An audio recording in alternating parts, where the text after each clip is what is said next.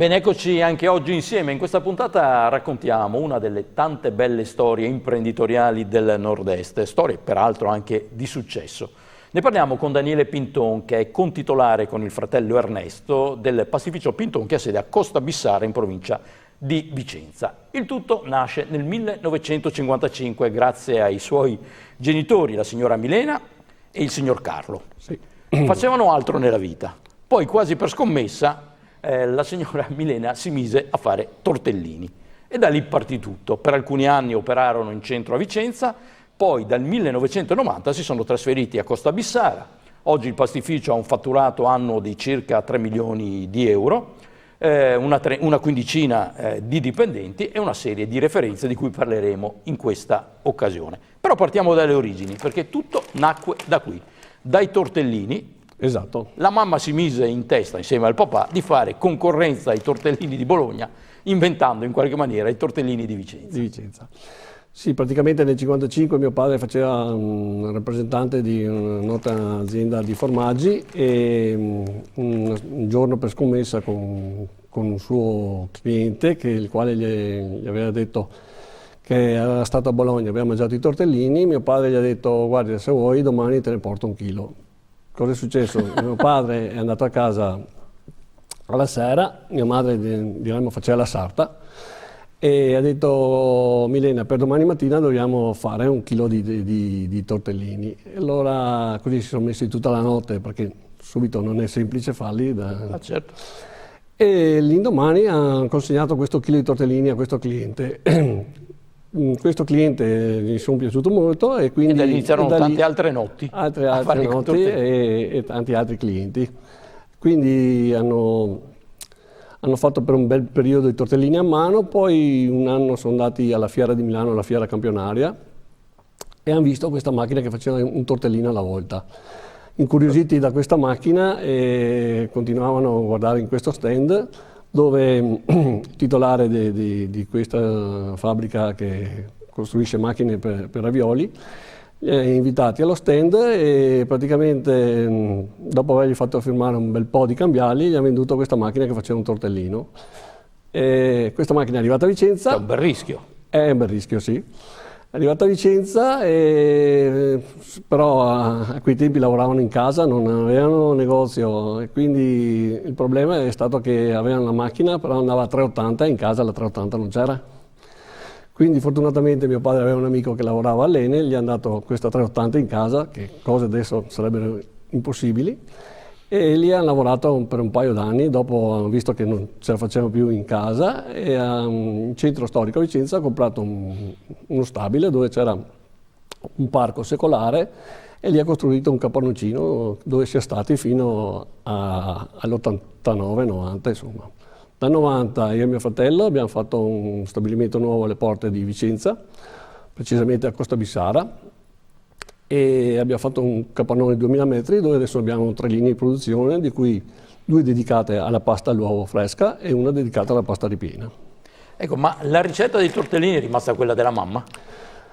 Beh, un po' è variata, però diremmo la ricetta base delle carni e soprattutto la pasta è sempre quella. Quindi a pensare che li faceva bene la mamma, i sì, tortellini, sì. Visto che da lì è nato tutto. Sì, per quanto tempo è riuscita a combinare attività di sarta e pastaia la notte? Quei tempi erano tempi difficili, quindi è andata per un bel pezzo, perché il giorno doveva fare la sarta, anche perché a quel tempo aveva già 2 figli, che era mio fratello Ernesto e un'altra sorella.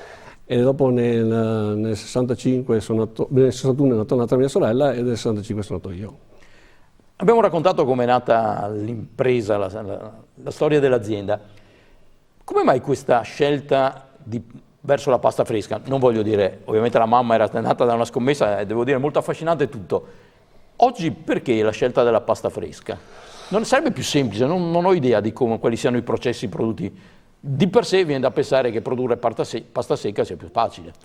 Beh, allora, la pasta secca, diremmo, siamo partiti con la pasta fresca perché il tortellino subito è un prodotto che andava venduto fresco. Dopo Tra l'altro si trova anche secco però in commercio. Sì, però quello da brodo, insomma. Al momento c'è poca richiesta del secco, tortellino secco.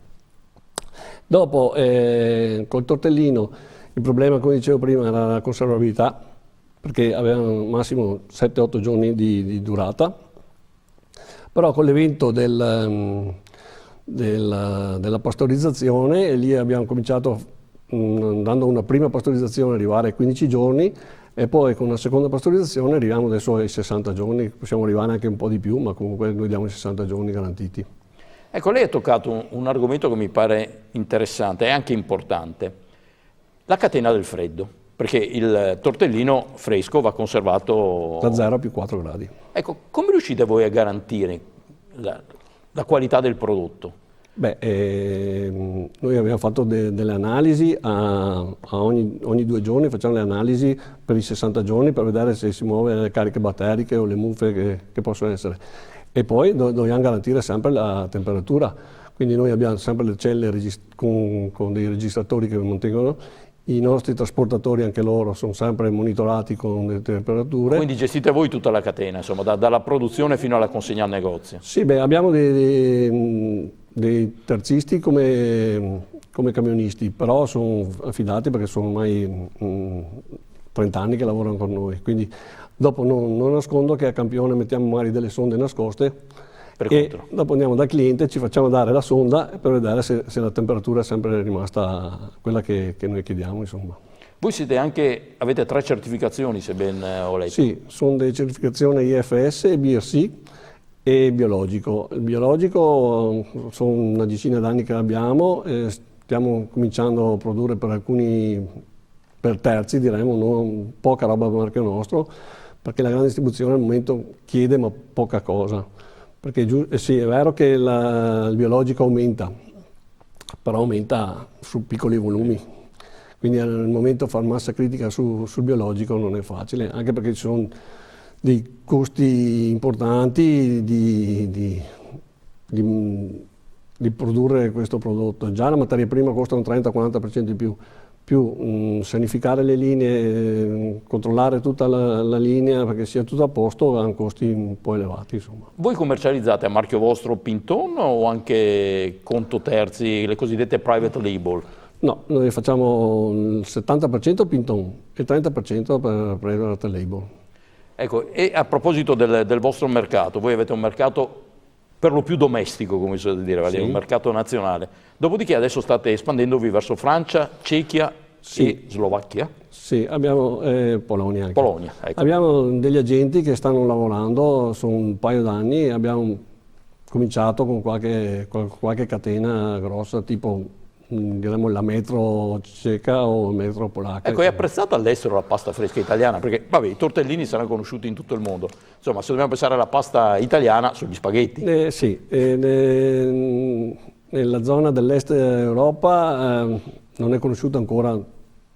È un mercato da aprire. Da aprire. Logicamente loro abbinano magari il piatto, fanno un primo, un secondo, lo abbinano tutto assieme, fanno un po'. Mentre in Francia comincia già a essere capita e comincia a girare molto, insomma. A proposito, qui prendo una delle vostre referenze, scrivo tortellini alla carne per asciutto. Sì. Cos'è l'asciutto in questo caso? Per asciutto, per fare non in brodo, diremmo. Un tortellino un po' più grande degli altri che si sposa bene per fare asciutto con burro, salvia o con panna o pomodoro anche. A proposito di mercato, voi tra l'altro avete anche scelto bene perché ho letto che il mercato della pasta fresca è l'unico che sta crescendo, 6-7% all'anno contro una contrazione del mercato della pasta secca. Sembra incredibile, parliamo dell'Italia. Ma... Dagli ultimi dati che ci ha dato uno studio nostro che ci segue, questi sono i dati del 2019-2020. Quindi ben per noi la pasta secca perderà qualcosa, però con i milioni di volumi che fanno non penso che sia una tragedia, insomma. Ho ricordato prima le vostre certificazioni, voi riuscite a certificare anche le materie prime? Beh, noi chiediamo dei fornitori. Le uova ad esempio, che credo siano un elemento indispensabile. Sì. Noi chiediamo ai fornitori che siano anche loro certificati come noi, quindi è un'altra garanzia in più. Dopo noi diremo sui fornitori di materie prime, abbiamo dei fornitori che sono anche loro storici, perché abbiamo anche fornitori tipo di farine che sono 50 anni che ci servono, cioè non abbiamo quasi mai cambiato, anche perché hanno sempre lavorato bene, quindi quando hai il prodotto, hai il prezzo giusto, perché è giusto che devono guadagnare anche loro, non bisogna tirarli all'osso perché sennò dopo le materie prime vanno a discapito, e si comportano bene, ne consegne, non hai nessun problema, perché cambiare. Certo, uova di galline allevate a terra ho letto. Uova di galline allevate a terra, adesso sarà il futuro, comunque noi già le usiamo, le farine sono tutte nazionali, sia la semola che il grano tenero sono tutte nazionali. Detto che insomma tutto nacque dai tortellini, quindi una sfida tra Vicenza e Bologna, però oggi il vostro prodotto di bandiera sono i bigoli. Sì. Veneti fino in fondo. Veneti fino in fondo. Sì, è il nostro primo prodotto, ne facciamo, diremmo, se facciamo dagli 80 ai 100 quintali di prodotti al giorno, faremo 60 quintali solo di bigoli, perché per noi è proprio il primo prodotto, insomma. Tanto per concludere con un tocco di acquolina in bocca, il bigolo Pinton, qual è la morte del vostro bigolo? Beh, da noi... A lei come piace? Da noi la sua morte è i bigoli con ragù d'anitra, anche perché anche da noi. C'è tradizione che la prima domenica del Rosario bisogna mangiare i bigoli con l'anitra, che sarebbe con la ricetta antica, bisognerebbe cucinare addirittura i bigoli nel brodo dell'anitra. Quindi un po' pesantino, però è una bella coppiata. Poi fra l'altro adesso andiamo verso novembre, quindi è sì. il periodo del becco, come si usa dire, no? Tra le vostre referenze ci sono tagliatelle, tagliolini, lasagne, fettuccine. Si può ancora inventare qualcosa nel mondo della pasta fresca? Beh, sulla ripiena senz'altro. Non le nascondo che adesso noi stiamo collaudando le ultime prove per dei prodotti tipici veneti. Può essere un formaggio del grappa e lo speck di Asiago, e poi vorremmo fare sempre a breve un radicchio veneto e il bastardo del grappa, formaggio, una binata radicchio e bastardo. All'interno di quale tipo di pasta? Tortellino? Su un raviolo un po' più grande, sempre da fare asciutto. Speriamo bene che funzioni, però dai primi test sono piaciuti. Devo dire, poche altre volte è giusto dire in bocca al lupo. Grazie a Daniele Pinton, viva il lupo naturalmente. Lui, lo ricordiamo, è il contitolare del pastificio Pinton di Costa Bissara, provincia di Vicenza, non solo un'eccellenza della produzione alimentare nostrana, ma anche una bella storia di impresa veneta. Grazie, a voi alla prossima, buon lavoro. Ci si vede.